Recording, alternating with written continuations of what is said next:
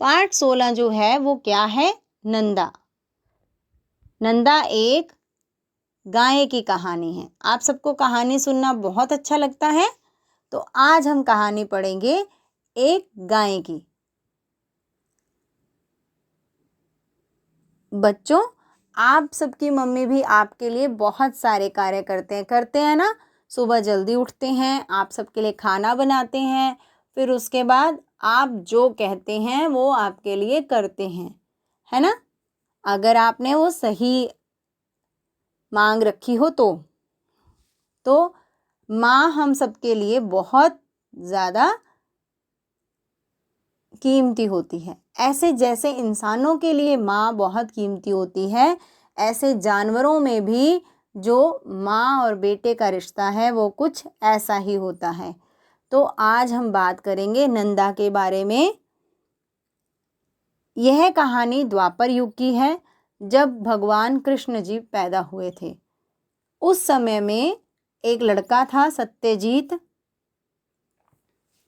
उसके साथ 2-4 और ग्वाले मिलकर सारी गायों को ले जाकर वन में घास चराने के लिए ले जाते थे। एक दिन जब सत्यजीत अपने ग्वालों के साथ गायों को ले जा रहा था, तो वन के एक छोर पर जाकर वह रुक गया। उसने कहा कि सारी गायें यहीं रुक जाएंगी। सत्यजीत की आवाज़ सुनते ही सभी गायें एक साथ रुक गई। सत्यजीत ने जल्दी से वहाँ बाड़ा बनाया और सभी गायें वहाँ पर खड़ी हो गई और सत्यजीत भी पेड़ के नीचे आराम करने लगा। एक गाय जिसका नाम नंदा था, वह झुंड से आगे की ओर चली गई थी। उसने सत्यजीत की आवाज़ नहीं सुनी।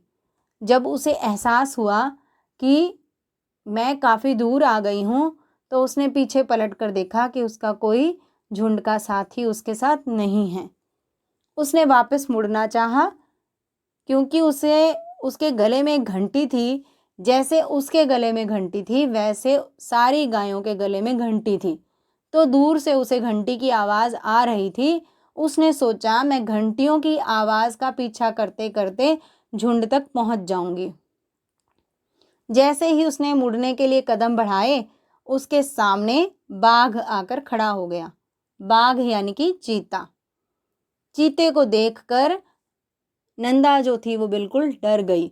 उसे अपने बेटे यानी कि बछड़े की याद आई और वह डर के मारे बिल्कुल कांप रही थी। उसने भागने की बजाय आत्मसमर्पण करना सही समझा, क्योंकि चारों तरफ वहां भागने की कोई जगह नहीं थी और नंदा इतनी सुंदर थी, सफ़ेद रंग की, उसके ऊपर काले रंग के कहीं कहीं काले रंग के घेरे थे। तो वो बहुत ही सुंदर थी और अभी अभी बछड़े को जन्म दिया था उसने, इसलिए बहुत कमज़ोर भी थी, तो वो भाग नहीं पाई। तो जब उसने आत्मसमर्पण कर दिया, उसने बड़ी धैर्य के साथ बाघ को कहा कि मैंने अभी अभी बछड़े को जन्म दिया है, जिसको अभी तक मैंने अपना दूध भी नहीं पिलाया, तो मैं अभी अपने बछड़े को जाकर एक बार देख आती हूँ, उसे दूध पिलाकर तुम्हारे पास वापस आ जाऊंगी। अपनी सखियों को बताकर आऊंगी कि मेरे बेटे का ध्यान रखना। तो वापस बाघ उसकी बातों में आता है और उसको कहता है कि तुम्हारी आंखों में सच दिख रहा है, इसलिए तुम जाओ।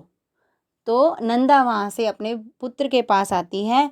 बछड़ा अपनी माँ को देखकर बहुत खुश होता है, लेकिन वह अपनी माँ को कहता है आप बहुत डरी हुई हैं, क्या हुआ? नंदा उसे सारी बात बता देती है। तो जब नंदा वापस बाघ के पास आती है, तो उसका बेटा बछड़ा उसको कहता है कि माँ के बिना जीना व्यर्थ है, मैं भी आपके साथ चलूँगा। तो वह भी अपनी माँ के साथ पीछे पीछे बाघ के पास आ जाता है।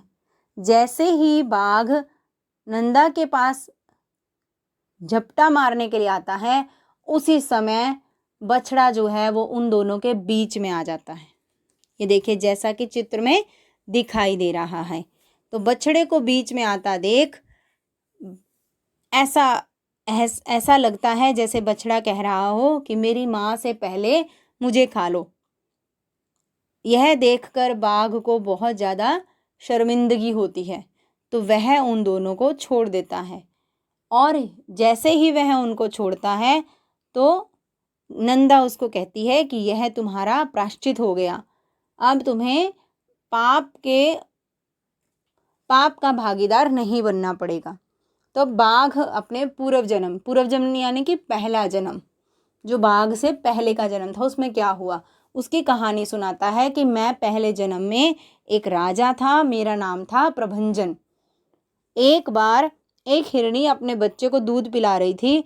मैंने उसी समय बहुत तेज बाण से हिरनी का वध कर दिया। उसके बाद से मैं आज तक इस चीते की योनि में भटक रहा हूँ। तो बाघ ने गाय से उसका नाम पूछा। जैसे ही गाय ने कहा कि मैं नंदा हूँ, उसी समय वहाँ पर धर्म प्रकट हुए और उन्होंने नंदा के इस बात से प्रभावित हुए वो, और उन्होंने क्या किया, उसको वरदान दे दिया कि आज से जो ये सरस्वती नदी है, यहाँ जो सरस्वती नदी बहेगी उसका नाम होगा नंदा। तो आप सबको पता है ना सरस्वती नदी है, उसका नाम क्या है, नंदा। वो इसी गाय के नाम पर है। और तीर्थराज पुष्कर के पास बहने वाली नंदा धर्म और सत्य का प्रतीक बनी हुई है। समझ में आया बच्चों आप सबको? इस कहानी से हमें शिक्षा मिलती है कि हमेशा हमें सत्य की राह पर चलना चाहिए। आपने इस चैप्टर को बहुत ध्यान से पढ़ना है। इसमें नए शब्द और शब्दार्थ को अच्छे से फेयर नोटबुक में लिखना है और पुस्तक कार्य को भी अच्छे से करना है।